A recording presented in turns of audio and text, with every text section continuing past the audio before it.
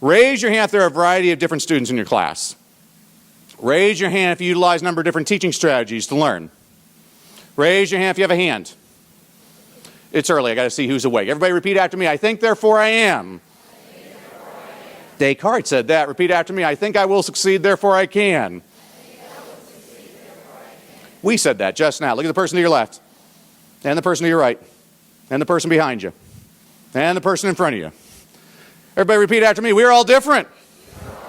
We can all learn something from each other. Wave your arms wildly if you choose to learn from others. Compliment the attractive people beside you and tell them how happy you are to be here right now.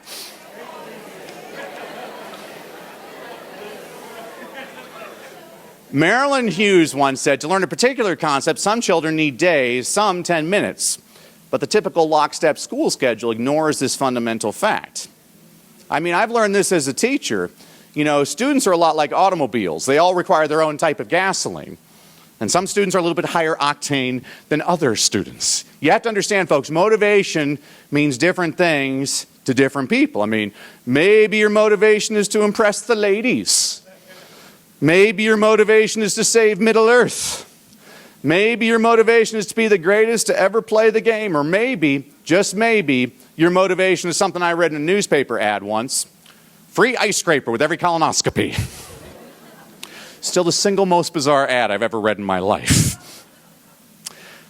I'm always interested in what motivates people, so I like to read a lot of motivational theory textbooks because I don't have much of a social life. And of all the motivational theories I've ever come across, my favorite was proposed by this dude.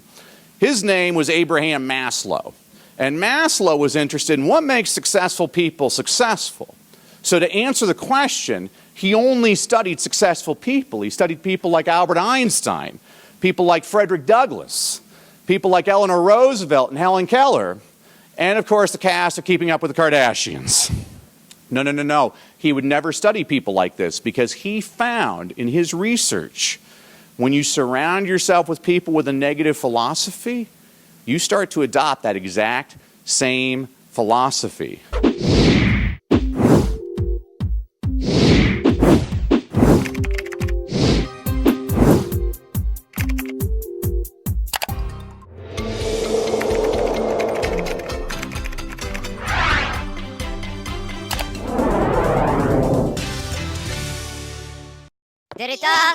Derita. Stop.